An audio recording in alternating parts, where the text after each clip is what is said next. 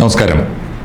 സമസ്ത ഏതാണ്ട് പിളരുമെന്ന് ഉറപ്പായിരിക്കുന്നു. അതിൻ്റെ അടയാളങ്ങളൊക്കെ നമ്മുടെ സമീപകാല സംഭവവികാസങ്ങളിൽ നമുക്ക് കാണാനുണ്ട്. ഗ്രൂപ്പിൻ്റെ പേര് പുതിയൊരു പേരാണ്. ആ പേര് ഷജറ ഗ്രൂപ്പ് എന്നാണ്. ഷജറ എന്ന അറബി വാക്കിന് വൃക്ഷം എന്നാണ് അർത്ഥം. അത് എവിടെ നിന്നുണ്ടായി എന്ന് അന്വേഷിച്ചപ്പോഴാണ് മനസ്സിലായത് ഷജറത്തു ത്വയ്യിബ ഗ്രൂപ്പ് എന്നാണ് ആ ഗ്രൂപ്പിൻ്റെ പേരത്രേ. ഷജറത്തു ത്വയ്യിബ എന്ന് പറഞ്ഞാൽ വിശുദ്ധ വൃക്ഷം എന്ന് പറയാം. വിശുദ്ധ ഖുർആനിൽ മനോഹരമായ വൃക്ഷത്തെക്കുറിച്ചുള്ള പരാമർശമുണ്ട്.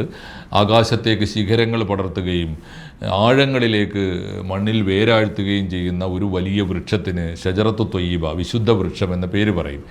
ഷജറത്തു ത്വയ്യിബ ഗ്രൂപ്പ് എന്ന പേരിൽ പണ്ട് ഏതാണ്ട് 4-5 കൊല്ലം മുമ്പ് ഒരു ഗ്രൂപ്പ് ഉണ്ടായിരുന്നു അത്രേ. ഉണ്ടാക്കിയ ഗ്രൂപ്പാണ്. ആ ഗ്രൂപ്പ് സോഷ്യൽ മീഡിയയിൽ സജീവമായിരുന്നു. ആ ഗ്രൂപ്പ് തമ്മിലുള്ള അന്തർധാര സമസ്തക്കകത്ത് സജീവമായിരുന്നു അത്രേ. ആ ഗ്രൂപ്പ് രൂപപ്പെടുത്തിയത് അബ്ദുൽ ഹമീദ് ഫൈസി അമ്പലക്കടവ് എന്ന പണ്ഡിതനാണ്. അതുകൊണ്ടാണ് ഇപ്പോൾ അബ്ദുൽ ഹമീദ് ഫൈസി അമ്പലക്കടവാണ് സമസ്തയിലെ ഈ ജിഫ്രി തങ്ങൾ ഗ്രൂപ്പിൻ്റെ അച്ചുതണ്ടായിട്ട് വർത്തിക്കുന്നത്. ഈ അബ്ദുൽ ഹമീദ് ഫൈസി ജിഫ്രി തങ്ങൾക്ക് ശേഷം, അല്ലെങ്കിൽ ജിഫ്രി തങ്ങളെക്കാൾ ആവേശത്തോടെ ജിഫ്രി തങ്ങളെ മുന്നിൽ നിർത്തിക്കൊണ്ട് ഈ കളികളൊക്കെ കളിക്കുന്നത് അബ്ദുൽ ഹമീദ് ഫൈസി അമ്പലക്കടവാണ്. അദ്ദേഹത്തോടൊപ്പമുള്ള മറ്റൊരാൾ മുക്കം ഉമർ ഫൈസിയാണ്. മറ്റൊരാൾ സത്താർ പന്തല്ലൂരാണ്. പിന്നെ മുസ്തഫ മുണ്ടുപാറയാണ്. അതുപോലെ ഇപ്പോൾ ഏറ്റവും ഒടുവിൽ വന്നിട്ടുള്ളത് പട്ടിക്കാട് ജാമിയ നൂരിയ അറബി കോളേജിലെ അലി അസ്ഗർ ഫൈസിയാണ്. ഇത്രയും ആളുകൾ, വളരെ പ്രധാനികളായ ആളുകളുടെ പേരുകൾ മാത്രമേ ഞാൻ പറയുന്നുള്ളൂ. ഈ ആളുകളെ മുൻനിർത്തിയിട്ട് എന്താണ് ഇവരുടെ യഥാർത്ഥ താല്പര്യം എന്ന് അന്വേഷിച്ചപ്പോഴാണ് വ്യക്തിപരമായ ചില അജണ്ടകൾ ഉണ്ട് ഇവർക്ക്. പലതരത്തിലാണ് ഇവർ ഒത്തുകൂടുന്നത്. ഒന്ന്, ഈ കയ്യിരിപ്പ്, സ്വന്തം കയ്യിരിപ്പും വ്യക്തിപരമായ താല്പര്യങ്ങളും കൊണ്ട് അതിനെ ആദർശമാക്കി മാറ്റിയവരാണ് പലരും. മറ്റു ചിലർ കൈവിട്ടുപോയ വാക്കിൻ്റെ പേര് ശിക്ഷ ഏറ്റുവാങ്ങിയവരാണ്.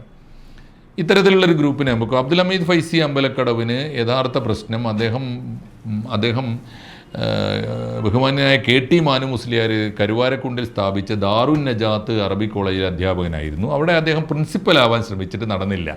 ദാറുൻ നജാത്തിൻ്റെ പ്രസിഡൻറ്റോ ഉത്തരവാദപ്പെട്ട രക്ഷാധികാരിയോ ഒക്കെ പാണക്കാട് തങ്ങളാണ്. അതുകൊണ്ട് പാണക്കാട് തങ്ങളോടുള്ള വിരോധം അവിടെയാണ് തുടങ്ങുന്നത്. അത് ദാറുൻ നജാത്ത് അനുവദിച്ചില്ല, മാനേജ്മെൻറ്റ് അനുവദിച്ചില്ല, അവിടുത്തെ സ്റ്റാഫും അനുവദിച്ചില്ല. അങ്ങനെ അദ്ദേഹം പ്രിൻസിപ്പലാവാതെ പിരിയേണ്ടി വന്നു എന്ന അദ്ദേഹത്തിനുണ്ട്. രണ്ടാമത്, അദ്ദേഹത്തിൻ്റെ പുത്രിയെ, ഈ കൂട്ടത്തിൽ ഓർക്കേണ്ടതാണ്, KT മാനു മുസ്ലിയാരുടെ മരുമവനാണ്. അതായത് KT മാനു മുസ്ലിയാരുടെ മകളെയാണ് അബ്ദുൽ ഹമീദ് ഫൈസി അമ്പലക്കടവ് വിവാഹം ചെയ്തിരിക്കുന്നത്. അതുകൊണ്ട് മാനു മുസ്ലിയാരുടെ പേരക്കുട്ടി എന്ന നിലയിൽ അദ്ദേഹത്തിൻ്റെ സ്വന്തം പുത്രിയെ ദാറുൻ നജാത്ത് ഹൈസ്കൂളിലോ ഹയർ സെക്കൻഡറി സ്കൂളിലോ ടീച്ചറാക്കി നിയമിക്കുകയും വഴിവിട്ട് നിയമിക്കുകയും അതിനുവേണ്ടി ക്രമക്കേടുകൾ കാണിക്കുകയും ആ ക്രമക്കേട് പിടിക്കപ്പെടുകയും അത് കോടതിയിലെത്തുകയും കേസാവുകയും ദാറുൻ നജാത്ത് സ്ഥാപനങ്ങൾക്ക് തന്നെ ദുഷ്പേരുണ്ടാക്കുകയും ചെയ്തു. ഇതിൻ്റെയൊക്കെ വിരോധം പാണക്കാട് തങ്ങളോടും ലീഗിനോടും ഉണ്ടായിത്തീർന്നു എന്നതാണ് ഒരു പ്രധാനപ്പെട്ട കാര്യം. രണ്ട്, ഇപ്പോൾ ഏറ്റവും ഒടുവിലത്തെ ഈ ഷജറ ഗ്രൂപ്പിൻ്റെ ഏറ്റവും ഒടുവിലത്തെ ഇഷ്യൂ, ഈ പട്ടിക്കാട് ജാമിയ നൂരിയ അറബി കോളേജിൽ നിന്ന് ഒരു അധ്യാപകനെ, അലി അസ്ഗർ ഫൈസി എന്ന അധ്യാപകനെ പുറത്താക്കി. അപ്പോൾ അദ്ദേഹത്തിൻ്റെ ശിഷ്യന്മാരെയൊക്കെ വികാരം കൊള്ളിച്ച് പെരിന്തൽമണ്ണയിൽ വലിയ സമ്മേളനം നടത്തുകയാണ് ഉണ്ടായത്. അലി അസ്ഗർ ഫൈസിയെ പുറത്താക്കിയതിന് യഥാർത്ഥത്തിൽ ഒരു അച്ചടക്കത്തിൻ്റെ കാരണമുണ്ട്. പട്ടിക്കാട് ജാമിയ നൂരിയ അറബി കോളേജിൻ്റെയും പ്രിൻസിപ്പൽ സ്ഥാനം തീർച്ചയായിട്ടും പാണക്കാട് സെയ്ദ് സാദിഖ് അലി ശിഹാബ് തങ്ങൾ ആരായിക്കൊള്ളട്ടെ, ആ പ്രസിഡൻറ്റിനെ ഉദ്ദേശിച്ചുകൊണ്ട് അദ്ദേഹം നടത്തിയ ചില പ്രസ്താവന, ആ പ്രസ്താവന എന്താണ്? പാണക്കാട് കുടുംബത്തിനെതിരായി ഇവരൊക്കെ ഉയർത്തിക്കൊണ്ടുവരുന്ന പ്രധാന ആക്ഷേപം സത്യത്തിൽ പുതിയ കാലത്ത് ഏറ്റവും അനിവാര്യമാണ്. നമ്മുടെ സമൂഹത്തിലാകെ വലിയ തോതിൽ സമുദായങ്ങൾ തമ്മിലുള്ള വെറുപ്പും വിദ്വേഷവും പ്രചരിക്കുന്ന കാലത്ത് സമുദായത്തിനുള്ളിലും സമുദായങ്ങൾ തമ്മിലും ഉള്ള ഐക്യം ശക്തിപ്പെടുത്താൻ പാണക്കാട് തങ്ങൾ നടത്തുന്ന ശ്രമങ്ങൾക്ക് എതിരെയാണ് അലി അസ്ഗർ ഫൈസിയും പ്രസംഗിച്ചത്. ഇവരുടെ ആദർശത്തിനെതിരാണ് അത്രേ അത്. പാണക്കാട് തങ്ങൾ സമുദായത്തിലെ എല്ലാവരെയും ഒരുമിച്ച് നിർത്തുന്നു, എല്ലാവരും ഒരുമിച്ച് ഇഫ്താർ നടത്തുന്നു, എല്ലാവരുടെയും പരിപാടികളിൽ പോകുന്നു. ആശയപരമായ അഭിപ്രായ ഭിന്നതകൾ ഉള്ളപ്പോഴൊക്കെ തന്നെ വ്യത്യസ്ത മതസംഘടനകൾ തമ്മിൽ യോജിപ്പ് വേണമെന്ന് വാദിക്കുന്നു. വ്യക്തികൾ തമ്മിൽ മനുഷ്യനെന്ന നിലയിൽ നല്ല സൗഹൃദം വേണമെന്ന് വാദിക്കുന്നു. മുസ്ലിം സമുദായത്തിൻ്റെ ഐക്യം വളരെ പ്രധാനമാണ് എന്ന് വാദിക്കുന്നു. അതൊക്കെയാണ് പാണക്കാട് തങ്ങളുടെ ഒരു കുഴപ്പം. മറ്റ് സമുദായങ്ങളുടെ ആഘോഷങ്ങൾക്ക് പോകുന്നു. എറണാകുളത്തെ ബിഷപ്പ് ഹൗസിൽ ക്രിസ്മസിൻ്റെ കേക്ക് മുറിക്കാൻ പോയി. വേങ്ങരയിലെ തളി ക്ഷേത്രത്തിൽ ഓണാഘോഷത്തിനും എല്ലാ ആഘോഷങ്ങൾക്കും ചെന്ന് സദ്യ ഉണ്ണാൻ പോകുന്നു. ഇതൊക്കെയാണ് സമുദായ സമ്മേളനങ്ങൾ, വ്യത്യസ്ത സമുദായ നേതാക്കന്മാരെ കണ്ട് ഐക്യവും സൗഹൃദവും പുതുക്കുന്നു. ഇതൊക്കെയാണ് കുറ്റം. ഈ കുറ്റത്തെ ചൂണ്ടിക്കാണിച്ചുകൊണ്ട് അലി അസ്ഗർ ഫൈസി പ്രസംഗിച്ചത്, ഇതാ കണ്ണിൽ കണ്ട ഇലയൊക്കെ കടിച്ചുകൊണ്ട് മുന്നോട്ട് പോകുന്ന ചില ജീവികളുണ്ടല്ലോ, അതിനെ പോത്ത് എന്ന് പറയും, അല്ലെങ്കിൽ നാൽക്കാലി എന്ന് വിളിക്കും എന്നൊക്കെ അന്നം തിന്നുന്ന ആർക്കും മനസ്സിലാകുന്ന ഭാഷയിൽ പട്ടിക്കാട് ജാമിയ നൂരിയ അറബി കോളേജിലെ ഒരു അധ്യാപകൻ പ്രസംഗിച്ചാൽ തീർച്ചയായിട്ടും ആ സ്ഥാപനത്തിൻ്റെ പ്രസിഡന്റിനെതിരെയാണത് എന്ന് മനസ്സിലാക്കുന്നവർ അച്ചടക്ക നടപടി എടുത്തില്ലെങ്കിലേ അത്ഭുതമുള്ളൂ. അതിൻ്റെ പേരിൽ കോലാഹലം കൂട്ടുമ്പോൾ അദ്ദേഹം ഓർക്കേണ്ടത് തൻ്റെ കയ്യിൽ നിന്ന് കൈവിട്ടു പോയൊരു വാക്കിൻ്റെ പേരിൽ അദ്ദേഹം ശിക്ഷിക്കപ്പെടുമ്പോൾ അദ്ദേഹം സ്വയം തിരുത്തുകയും ഏറ്റുപറയുകയുമാണ് വേണ്ടത്. അല്ലാതെ അതിന് ആദർശത്തിൻ്റെ പരിവേഷം ഉണ്ടാക്കുകയല്ല. ഇപ്പോൾ ഇവർ കൊണ്ടുവരുന്ന ആദർശ പരിവേഷം മുഴുവനും യഥാർത്ഥത്തിൽ ഇത്തരത്തിലുള്ളതാണ്. പാണക്കാട് തങ്ങളെ വിമർശിക്കാൻ പാടില്ല എന്ന് പറയുന്ന ഒരാളല്ല ഞാൻ, തീർച്ചയായിട്ടും. പക്ഷേ ഇപ്പോൾ ഉയർത്തിക്കൊണ്ടുവരുന്ന ഈ ഷജറ ഗ്രൂപ്പ് പാണക്കാട് തങ്ങൾക്കെതിരായി ഉയർത്തിക്കൊണ്ടുവരുന്ന ഇഷ്യൂസ് ഒന്നും മനുഷ്യന് ഗുണകരമായ ഇഷ്യൂസ് അല്ല. പാണക്കാട് തങ്ങൾ ചെയ്യുന്ന നല്ല കാര്യങ്ങളെയാണ് ഇവർ, ഏറ്റവും പുതിയ കാലത്തിന് ചേർന്ന കാര്യങ്ങളെയാണ് എതിർക്കുന്നത്. ഇവരാദ്യം ഉയർത്തിക്കൊണ്ടുവന്നത് ഒരു ഇഷ്യൂ ഈ CICയിലെ പ്രശ്നമാണ്. CIC പ്രശ്നം എന്താണ്? ഈ സമസ്തയുടെ കോളേജുകളിൽ, ഈ കോർഡിനേഷൻ ഓഫ് ഇസ്ലാമിക് കോളേജസ് എന്ന് പറയില്ലേ, സമസ്തയുടെ കോളേജുകളിൽ വന്നിരിക്കുന്ന പുതിയ പരിഷ്കാരം, പുതിയ കോഴ്സുകൾ, സ്ഥാപനങ്ങൾ, ആ സ്ഥാപനങ്ങൾ പ്രത്യേകിച്ച് ദാറുൽ ഹുദ അക്കാദമിയെ പോലുള്ള സ്ഥാപനങ്ങൾ, അവിടുന്ന് പുറത്തിറങ്ങുന്ന കുട്ടികൾ, വാഫികൾ, അവർ ലോകം മുഴുവൻ പ്രസരിപ്പിക്കുന്ന ഒരു പുതിയ സംസ്കാരമുണ്ട്. പുതിയ സംസ്കാരം എന്ന് വെച്ചാൽ ഇസ്ലാമിക ധാർമ്മികതയിൽ ഊന്നിക്കൊണ്ട് തന്നെ പുതിയ കാലത്തോട് മത്സരിക്കുന്ന തരത്തിലുള്ള സാഹിത്യം, സംഗീതം, ഗവേഷണം, പ്രബോധനം, ആ കാര്യത്തിലൊക്കെ അവർ വളരെ മുന്നേറിയിരിക്കുന്നു. ലോകത്തിലെ എല്ലാ യൂണിവേഴ്സിറ്റികളിലും അവർ എത്തുന്നു. അത് പോസിറ്റീവായൊരു കാര്യമാണ്. അതിന് നേതൃത്വം നൽകുന്ന ഒരാളാണ് ഈ ഹക്കീം ഫൈസി ആദർശേരി എന്ന പണ്ഡിതൻ. അദ്ദേഹത്തിനെതിരായിട്ടാണ് ആദ്യം സകല കുന്തമുനകളും തിരിച്ചത്. എന്നിട്ട് അദ്ദേഹത്തെ ഒരു ഘട്ടത്തിൽ പുറത്താക്കി. ഇപ്പോൾ പ്രതിരോധം എന്ന നിലയിൽ പാണക്കാട് തങ്ങളുടെ നേതൃത്വത്തിൽ അദ്ദേഹത്തെ തിരിച്ചെടുത്തിട്ടുണ്ട്. അതാണ് ഇപ്പോൾ നടക്കുന്ന ഒരു മുന്നേറ്റം. വളരെ പ്രധാനപ്പെട്ടൊരു കാര്യമാണത്. അതുപോലെ തന്നെ ഇപ്പോൾ സമസ്തയുടെ ഇത്തരത്തിൽ ഈ മുന്നോട്ട് പോകുന്ന കാലത്തെ പാണക്കാട് തങ്ങളുടെ ഏറ്റവും അനിവാര്യമായ നീക്കങ്ങളെ, മനുഷ്യ സാഹോദര്യത്തിൻ്റെ നീക്കങ്ങളെ എതിർക്കുക, അതിനെ ആദർശം പറഞ്ഞെതിർക്കുക, പുതിയ കാലത്തെ വിദ്യാഭ്യാസ പരിഷ്കാരങ്ങളെ ആദർശം പറഞ്ഞെതിർക്കുക, പുതിയ കാലത്തെ ഏറ്റവും ഒടുവിലത്തെ ഒരു കാര്യം, ഈ ചിന്താഗതികളൊക്കെ പട്ടിക്കാട് ജാമിയ നൂരിയ അറബി കോളേജിനെ തകർക്കാൻ വേണ്ടി ചെയ്തൊരു കാര്യം, അറേബ്യയിലെ മുഹമ്മദ് ബിൻ അബ്ദുൽ വഹാബിൻ്റെ അദ്ദേഹത്തിൻ്റെ കവിതകൾ അറബിയിലേക്ക് പരിഭാഷപ്പെടുത്തിയ ഒരാൾ അവിടെ അധ്യാപകനായിരിക്കുന്നു എന്ന് പറഞ്ഞിട്ട് അറേബ്യൻ വഹാബിസത്തിൻ്റെ ഏജൻറ് ഇതാ പട്ടിക്കാട് ജാമിയ നൂരിയ അറബി കോളേജിൽ വന്നിരിക്കുന്നു. NIA അന്വേഷിക്കേണ്ട ഒരു അവസ്ഥയുണ്ടാക്കുക എന്ന് പറഞ്ഞാൽ സമസ്തയുടെ സ്ഥാപനങ്ങളെ, സുന്നി സ്ഥാപനങ്ങളെ തകർക്കുക, സുന്നി നേതൃത്വത്തെ തകർക്കുക. അതുപോലെ തന്നെയാണ് വാഫി കുട്ടികൾ കോഴിക്കോട്ട് ചരിത്രത്തിൽ അത്ഭുതകരമായ തരത്തിലൊരു ലിറ്ററേച്ചർ ഫെസ്റ്റിവൽ നടത്തിയപ്പോൾ അതിനെതിരായി നിലപാടെടുക്കുക.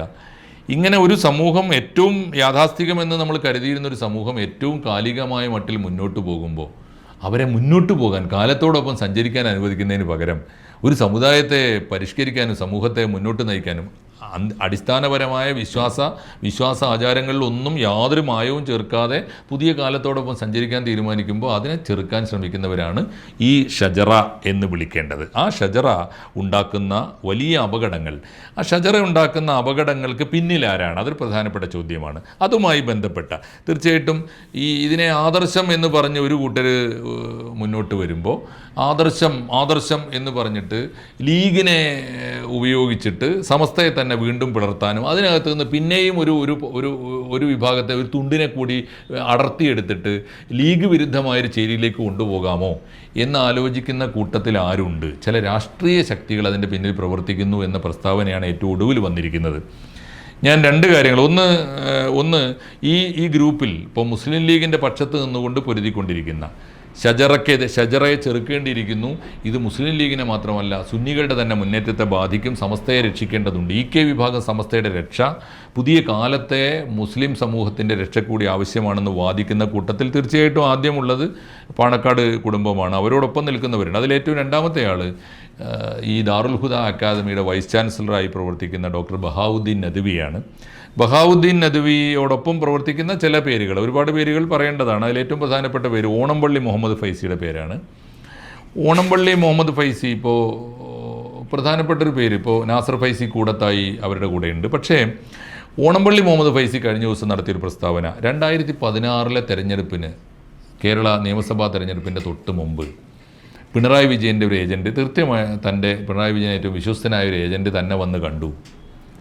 സമസ്തയിലെ ചില നേതാക്കളെ, പ്രത്യേകിച്ച് മുസ്ലിം ലീഗിനോട് അനുഭവമുള്ള നേതാക്കളെ തേജോവധം ചെയ്യാനും അവരെ ടാർഗറ്റ് ചെയ്യാനുമുള്ള ഒരു പദ്ധതിയുമായി എൻ്റെ അടുത്ത് വന്നതാണ്. എനിക്ക് വലിയ വാഗ്ദാനങ്ങൾ വെച്ചതാണ്, പക്ഷേ ഞാനത് തള്ളിക്കളഞ്ഞു എന്ന് ഇപ്പോൾ വെളിപ്പെടുത്തുന്നു 2016.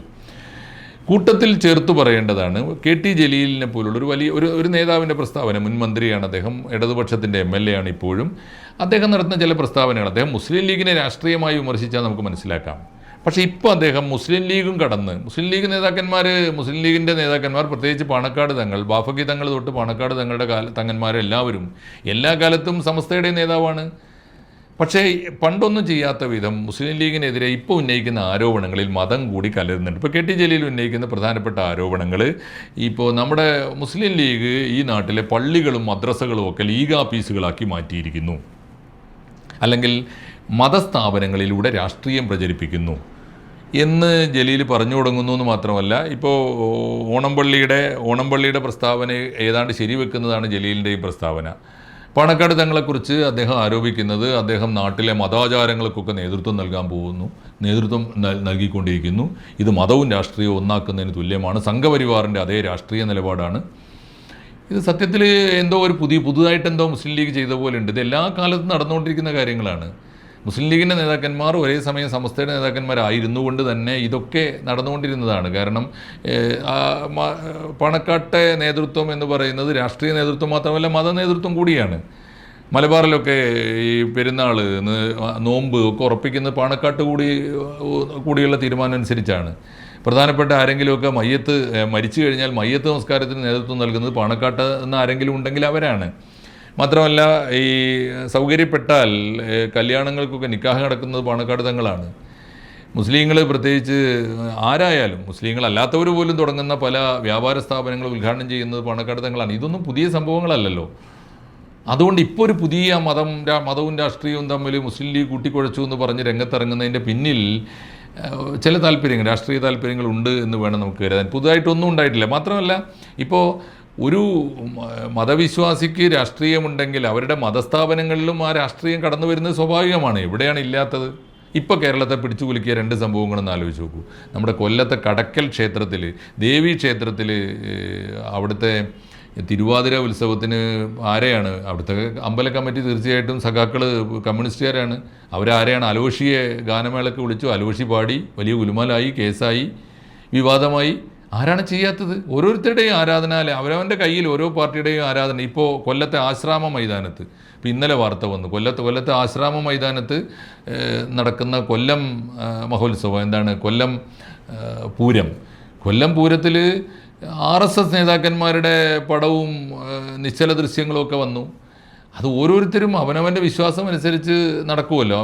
ഓരോരുത്തരും അവനവൻ്റെ വിശ്വാസം ദേവാലയങ്ങളിലൂടെ പ്രചരിപ്പിക്കാൻ ശ്രമിക്കുന്നത് ഒരു ഒറ്റപ്പെട്ട സംഭവമൊന്നുമല്ല. എല്ലാവരും അത് ചെയ്തുകൊണ്ടിരിക്കുന്നുണ്ട്, എല്ലാ കാലത്തും ചെയ്തുകൊണ്ടിരിക്കുന്നുണ്ട്.